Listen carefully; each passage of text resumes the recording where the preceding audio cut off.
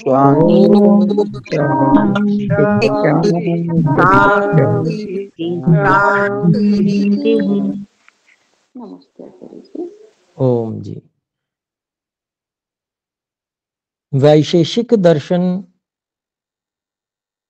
इस पुस्तक के प्रथम अध्याय में प्रथम आहनिक के 15 सूत्रों को हम पढ़ चुके हैं।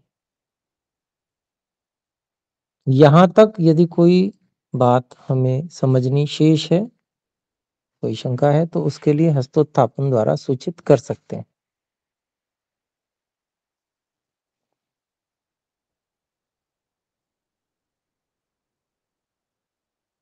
जी, तो ठीक है, अभी कोई शंका नहीं है, इस पे आप चिंतन विचार करेंगे। आइए 16वें सूत्र की ओर हम बढ़ते हैं।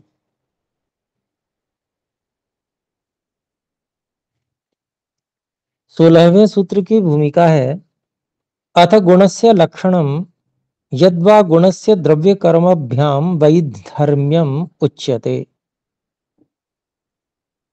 अब जो गुण की परिभाषा है या फिर गुण का द्रव्य और कर्म इन दोनों से वैधर्म्य कहा जाता है। और सूत्र कहा महर्षि कणाद जी ने, द्रव्याश्रय गुणवान संयोग विभागेष्व कारणमनपेक्ष इति गुण लक्षणम। तो द्रव्य आश्रयी अगुणवान संयोग विभागेषु अकारणम अनपेक्ष इति गुण लक्षणम। तो गुण का लक्षण बताया गया है। यहाँ पर कहते हैं द्रव्य के आश्रित रहने वाला, अन्य गुणों से रहित,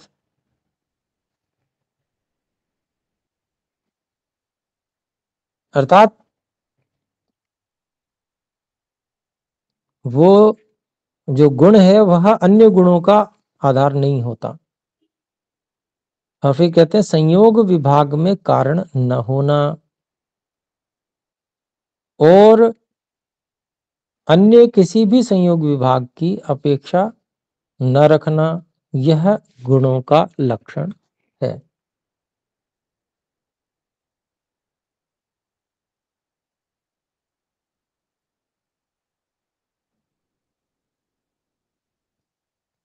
तो यहां पर देखते हैं इसके भाष्य को। तो भाष्य में बताया जा रहा है, पहले एक एक शब्द को लेकर, द्रव्याश्रयी, द्रव्यमाश्रयति इति तच्छीलो द्रव्यनिष्ठ इत्यर्थः।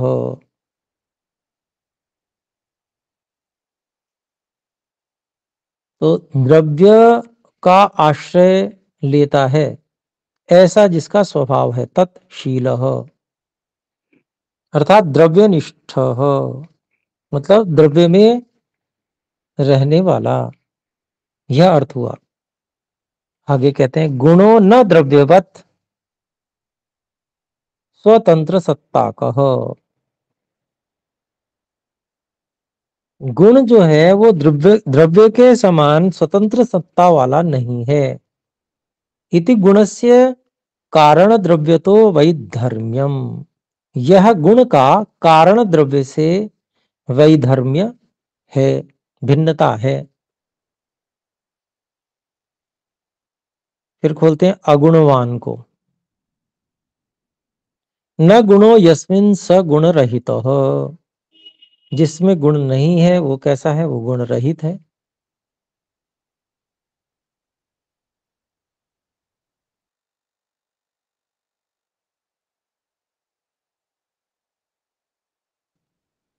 गुणे न गुणो भवति इति, न गुणो भवति इति कार्य द्रव्य तो वैधर्म्यम।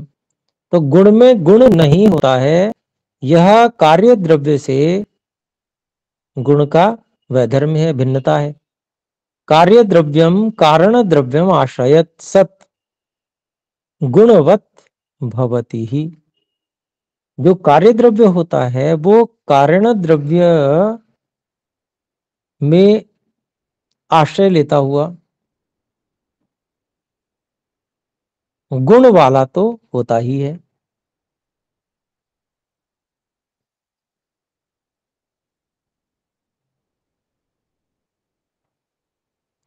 तो आगे कहते हैं, देखिए, संयोग विभागेशु अकारणम अनपेक्षः, ये सूत्रस्थ पद लिए हैं, इनको खोलते हैं। संयोग विभागेशु कारणम न भवति। तो गुण संयोग विभाग में कारण नहीं होता। यद्यपि संयोग और विभाग भी गुण ही है, लेकिन अन्य गुण, संयोग विभाग जो गुण है उनमें कारण नहीं होता। फिर आगे कहते हैं, संयोग विभागान विहाय अन्येषु गुणेषु तु गुणः कारणम भवति ही। तो संयोग और विभाग को छोड़कर अन्य गुणों में तो गुण कारण होता है। उक्तम यथा, जैसा कि कहा भी गया है, गुणा गुणांतरम आरभन्ते। गुण जो है दूसरे गुणों को उत्पन्न करते हैं। आगे कहते हैं, संयोग विभागेषु नैष नियमः। लेकिन ये नियम संयोग विभाग में नहीं लगता।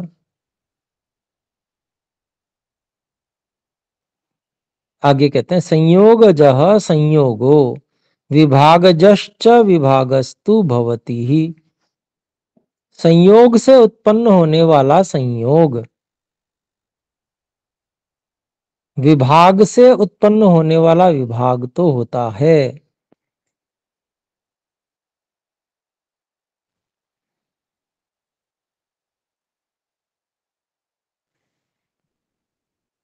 जैसे कैसे होता है ये संयोग से उत्पन्न संयोग और विभाग से उत्पन्न विभाग? कोई बिजली से संयुक्त हो गया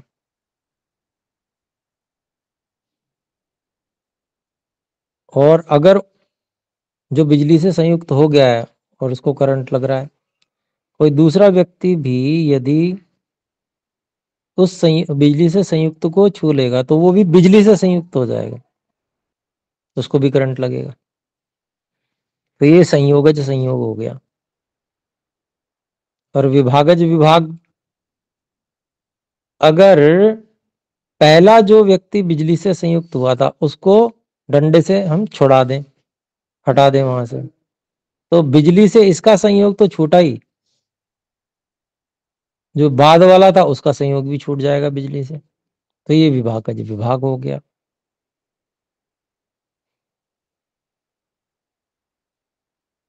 फिर आगे कहते हैं, न च गुणः संयोग विभागान अपेक्षते।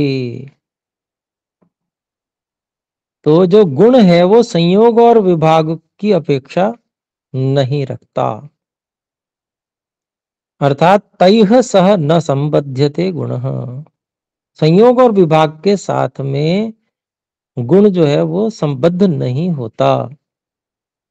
आगे कहते हैं, कर्म तो संयोग विभागान अनपेक्षमाणम सदपि तेषां कारणम भवति इति कर्म तो वैधर्म्यम गुणस्य।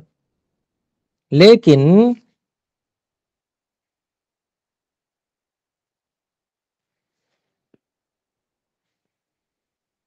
जो कर्म है वह तो संयोग और विभाग की अपेक्षा न रखता हुआ, अर्थात संयोग और विभाग की संयोग और विभाग उसमें अपेक्षित नहीं है, ऐसा होते हुए भी वो कर्म संयोग और विभाग में कारण होता है। यह कर्म तो वैधर्म्यम गुणस्य, यह गुण का कर्म से वैधर्म्य है, भिन्न गुण है।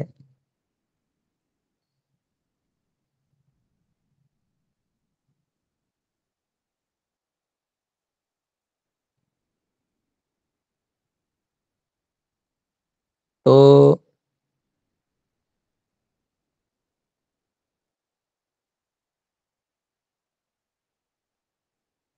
कर्म जो है वो उत्पत्ति के लिए तो संयोग विभाग की अपेक्षा रखता है,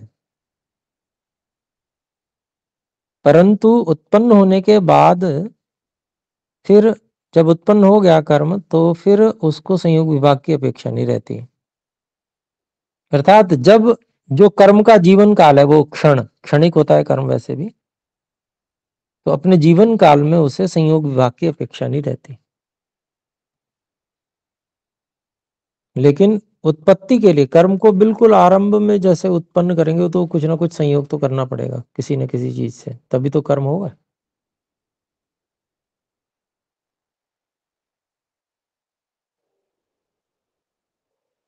तो जब कर्म है, जो कर्म का काल है, उस समय वो संयोग विभाग की अपेक्षा न रखता हुआ भी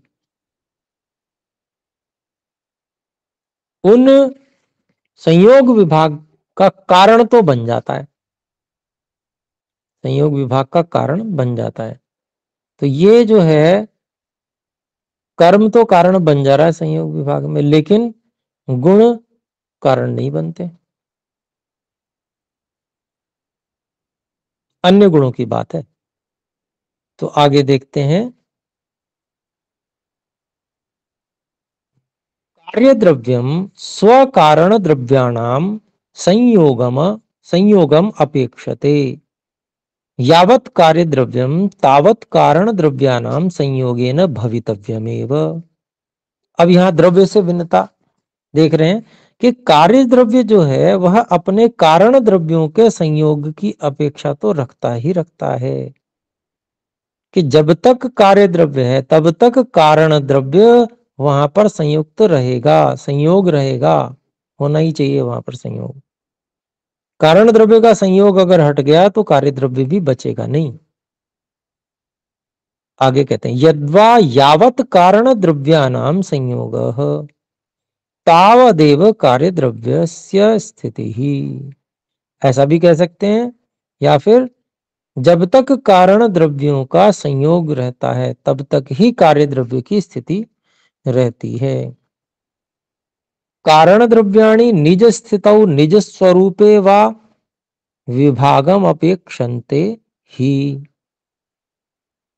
कारण द्रव्य जो हैं वस्त्र में जैसे धागा, तो जो कारण द्रव्य हैं वो अपनी स्थिति अर्थात अपने स्वरूप में विभागम अपेक्षन्ते ही, अगर उसको उनको अपने स्वरूप में आना है तो फिर वो विभाग की अपेक्षा तो रखेंगे ही। कारण से कारण द्रव्य अगर कारण रूप में आना चाहता है, मतलब धागा अगर धागा रूप में आना चाहता है वस्त्र के वस्त्र से, तो फिर वहां पर वस्त्र से उसका विभाग करना पड़ेगा, अलग अलग करना पड़ेगा, तभी वह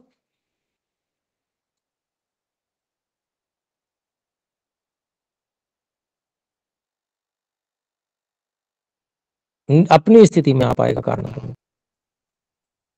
संयोग विभागान विहाय तो खलु अन्यान गुणान गुणा अपेक्षेरन्निति संभवः।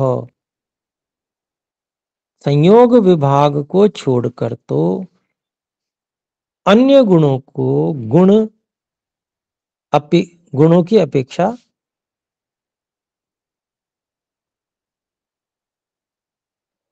अन्य गुणों को गुण अपेक्षा करते ही हैं, अन्य गुणों की, ऐसा संभव है। जैसे उदाहरण देते हैं, यथा रूपम स्पर्शम अपेक्षते, अगर रूप है तो स्पर्श की अनिवार्यता है, स्पर्श जरूर होगा अगर रूप है तो। यत्र रूपम तत्र स्पर्शेन अपि भवितव्यम एव, जहां रूप है वहां पर स्पर्श भी जरूर होना चाहिए। इति एवं गुण लक्षणम भवति, इस प्रकार से ये गुण का लक्षण होता है। जी, एक हाथ खड़ा हुआ है बहन डॉक्टर मीनाक्षी जी। जी कृपया बोले, हस्तोत्थापन कर रहे हैं। आचार्य जी ये कौन सा सूत्र पढ़ा रहे थे? मैं ये थोड़ी 16वां सूत्र हुआ जी, 16वां सूत्र हो गया जी। आशीष जी कृपया बोलो। प्रणाम आचार्य जी। जी आचार्य सादर जी, प्रणाम, बताएं। अभी जैसे ये बताया कि रूप के साथ में स्पर्श की अपेक्षा है, तो इसका क्या रूप स्वतंत्र रूप में अस्तित्व में नहीं है क्या? जैसे कि मान लीजिए कोई वस्तु दिखाई दे रही है, तो क्या उसमें स्पर्श की अपेक्षा केवल केवल बस वो दिखना ही इतना पर्याप्त नहीं है क्या? हाँ जी, हाँ जी, ये सर्वत्र होगा। आप देखेंगे कि अगर रूप दिख रहा है तो उसमें स्पर्श जरूर होगा, बिना स्पर्श का रूप नहीं होगा। मतलब इसमें ऐसा समझा जाए कि इसको स्पर्श के मतलब यदि आंख से चक्षु से उस रूप का ग्रहण कर लिया तो स्पर्श करना अवश्यंभावी है, तभी उसका अस्तित्व होगा, ऐसा नहीं नहीं समझा नहीं, जाए? ये नहीं। आप समझिएगा कि अगर रूप है तो वहां स्पर्श जरूर होगा। ये इस कहने का अभिप्राय ये है कि आपको करना जरूरी है, ये जरूरी नहीं है, पर आप समझ सकते हैं कि भाई रूप है तो स्पर्श भी वहां जरूर होगा, ऐसा। मतलब उस जो वस्तु है या द्रव्य है, पदार्थ है, उसका उसी रूप जो जिस चक्षु से उसको उसका ग्रहण किया, तो वही यानी कि वही मस्तिष्क वाले चक्षु जिसने ग्रहण किया है, उसी मस्तिष्क से उसका स्पर्श लिया जाए तभी ऐसा माना जाएगा क्या? देखिए ये तो एक सार्वत्रिक नियम है कि जहां जहां रूप होगा वहां वहां स्पर्श भी होगा। अब वो एक व्यक्ति ग्रहण करे या दूसरा बताए उसको कि हाँ ठीक है स्पर्श भी है, तो ये तो निर्भर करता है कि आप किस तरह से देख रहे हैं। आप दूर बैठे हैं और किसी ने कहा, छू के बताया, हाँ ठीक है स्पर्श भी है, ऐसा भी हो सकता है। तो ये परीक्षण का प्रकार भिन्न हो गया। नियम जो है वो नियम ही है, वैसा नियम ही है। ठीक है जी। धन्यवाद आचार्य जी, धन्यवाद। जी धन्यवाद जी। जी श्रीमान संतोष जी कृपया बोल सकते हैं।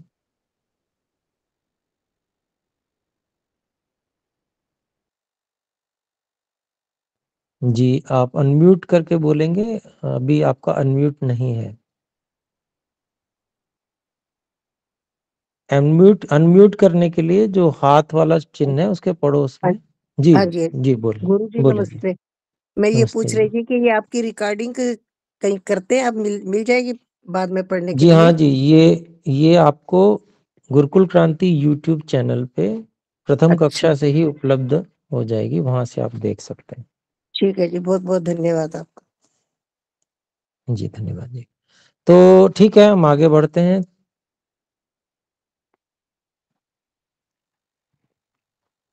अब आगे देखते हैं। अधुना कर्मणो लक्षणम किम वा तस्य द्रव्य गुणाभ्याम वैधर्म्यम उच्यते। तो अब कर्म का लक्षण या फिर उसका द्रव्य और गुणों से वैधर्म्य ये कहा जाता है। तो सूत्र अगला 17वां सूत्र है। एक द्रव्यम गुणम संयोग विभागेष्वनपेक्ष कारणमिति कर्म लक्षणम।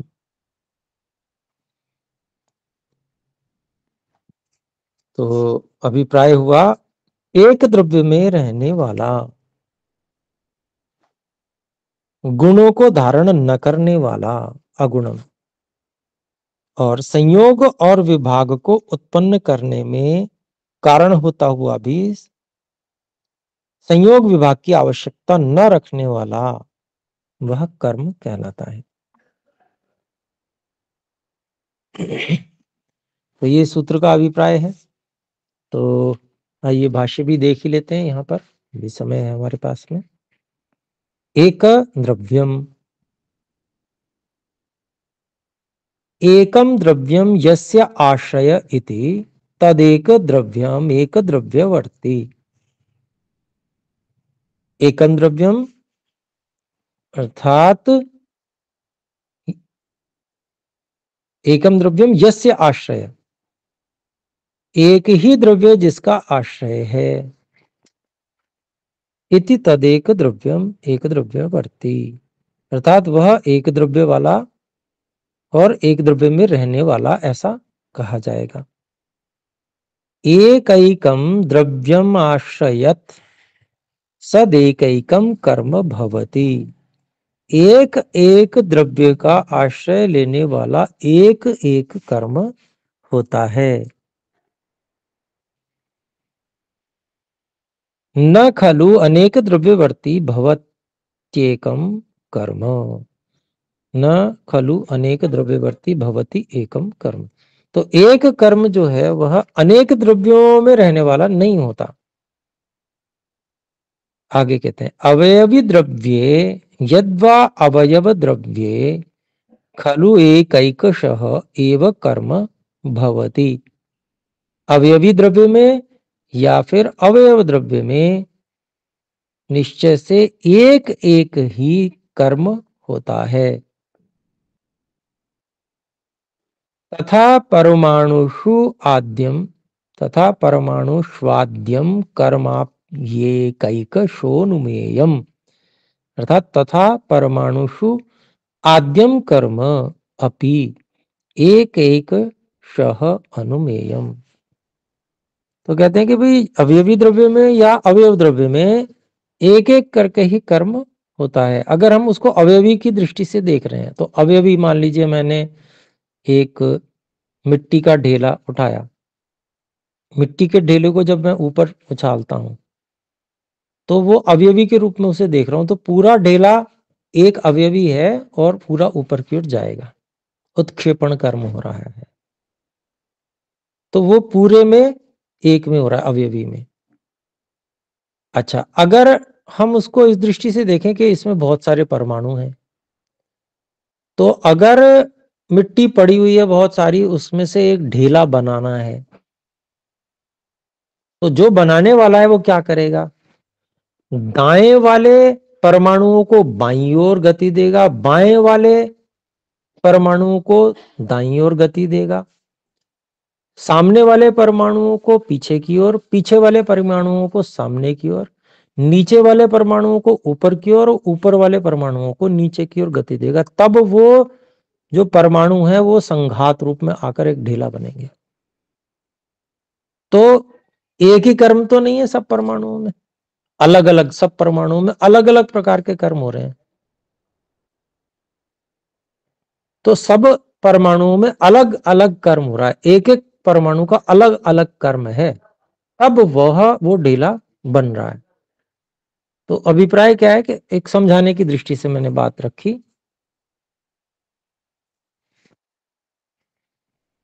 तो जो एक एक अवयव द्रव्य और अवयवी द्रव्य में उसमें एक एक कर्म ही होता है। तथा परमाणुषु आद्यम कर्म अपि एक एकशः अनुमेयम्, ऐसे ही परमाणुओं में भी जो आदि कर्म है उसको भी एक एक करके ही अनुमान करना चाहिए। आगे कहते हैं इति कार्य द्रव्य तो वैधर्म्यम अस्ति, यह कार्य द्रव्य से जो कर्म का वैधर्म्य है, मतलब भिन्न लक्षण है। फिर आगे कहते हैं कार्य द्रव्यम अनेक कारण द्रव्याश्रितम भवति, कार्य जो द्रव्य है वह अनेक कारण द्रव्यों में आश्रित रहता है। कार्य द्रव्य तो अनेक कारण द्रव्यों में आश्रित होता है। तो कहते हैं तथा गुणत्वप्यांशिकम वैधर्म्यम, और गुण से भी कुछ आंशिक वैधर्म्य है। यतो, क्योंकि गुण एक द्रव्याश्रितो अवयवी द्रव्याश्रितो रूपादि, तो जो गुण है वो एक द्रव्य आश्रित होता है, अर्थात अवयवी द्रव्य में आश्रित होता है, जैसे रूप आदि। फिर अनेक द्रव्य आश्रितो अनेक अवयव आश्रितश्च संयोगादि ही द्वित्वादिश्च गुणो भवति। फिर आगे कहते हैं कि अनेक द्रव्य में आश्रित जो अनेक द्रव्य आश्रित जो अनेक अवयव आश्रित भी कह सकते हैं उसको, ऐसे संयोग आदि होते हैं। संयोग में भी अनेक द्रव्यों में आश्रय होता है, मतलब दो द्रव्य जब मिलेंगे तभी तो संयोग होगा, तो वो भी अनेक अवयवी आश्रित हैं। और द्वित्व आदि भी गुण हैं जिनको हम संख्या कहेंगे, तो इनमें भी अनेकत्व है, अनेक में आश्रित है ये, तो ये ऐसा गुण होता है। फिर आगे कहते हैं अगुणम न गुणो यस्मिन् तथा कर्मा विद्यमान गुणम। तो अगुणम का मतलब हुआ कि जो जिसमें गुण नहीं है, अर्थात कर्म में गुण अविद्यमान है, कर्म में गुण नहीं होता।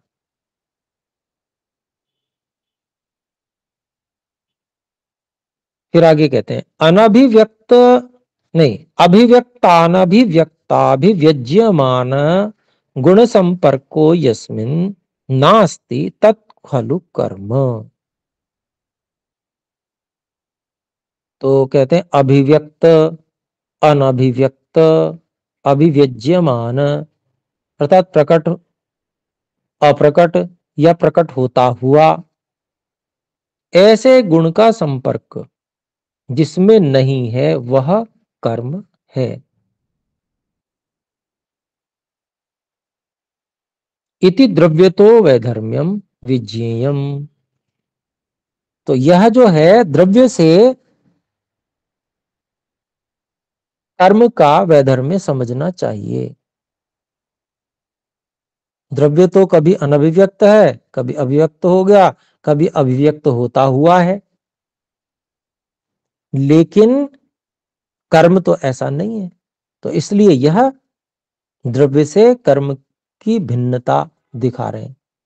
आगे कहते हैं द्रव्येष्वेवानभिव्यक्ताभिव्यक्ताभिव्यज्यमान गुण योगो भवति।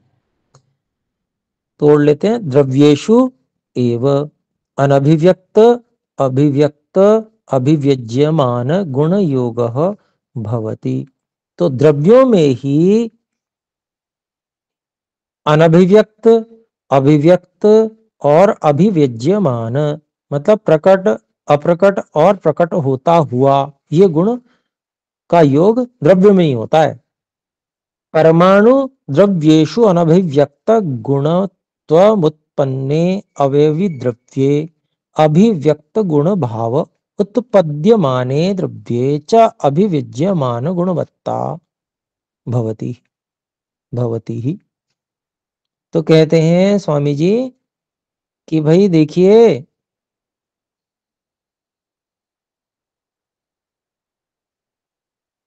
परमाणु द्रव्येषु, परमाणु द्रव्यों में, परमाणु जो है वो द्रव्यों में अनभिव्यक्त गुणत्वम, परमाणु द्रव्यों में होता है वो अनभिव्यक्त गुण वाला है। और जब वह कार्य द्रव्य उत्पन्न होता है तो उत्पन्ने अवयवी द्रव्य, उत्पन्न हो गए अवयवी द्रव्य में अभिव्यक्त गुण भाव, तो वहां पर वह कार्य द्रव्य अभिव्यक्त गुण वाला हो गया।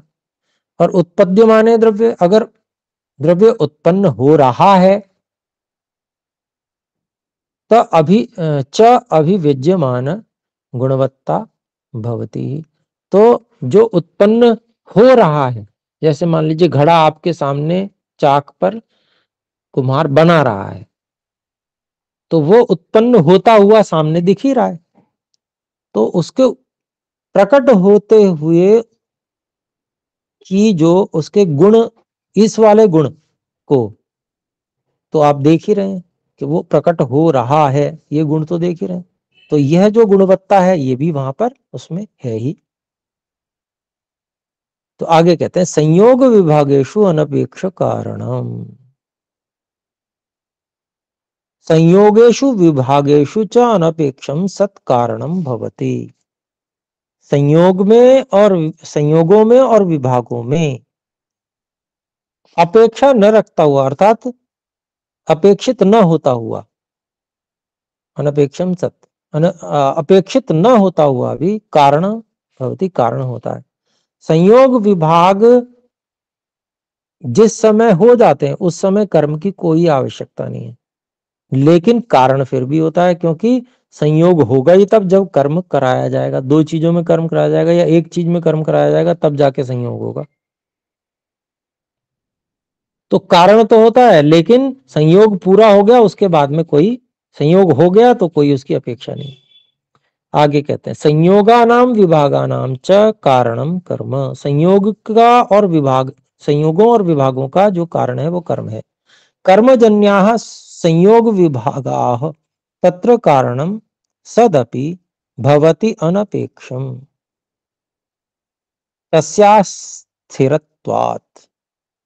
तो कहते कर्मजन्य, कर्म से उत्पन्न होने वाले संयोग विभाग हैं, तत्र कारणम सदपि, उनके होने में कारण होने पर भी, कारण होता हुआ भी, भवति अनपेक्षम, अर्थात कारण होता हुआ भी उनको अपेक्षित नहीं है।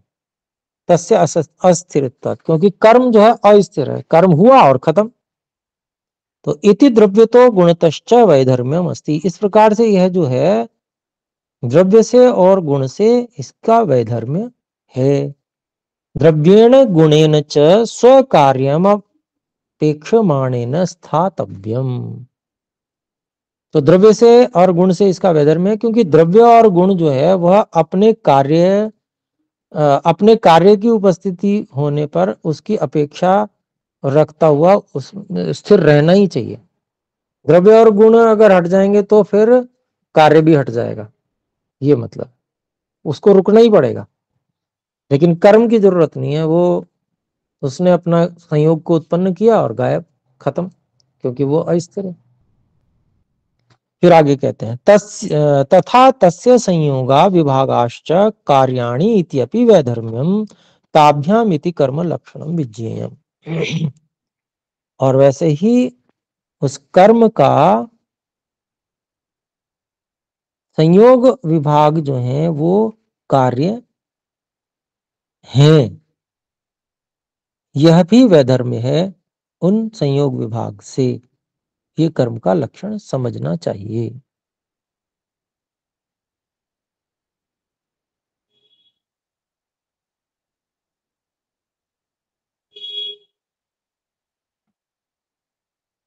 तो यहाँ पर हमारा समय भी अधिक हो गया, एक सूत्र भी पूरा हो गया, तो इतना ही रखते हैं और इस पे चिंतन कीजिए। यदि कोई बात स्पष्ट नहीं है तो उसको हम अगली कक्षा में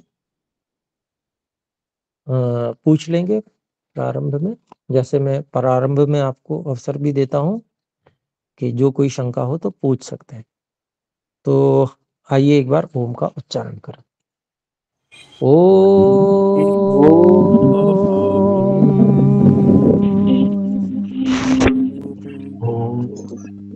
नमस्ते आचार्य जी। जी।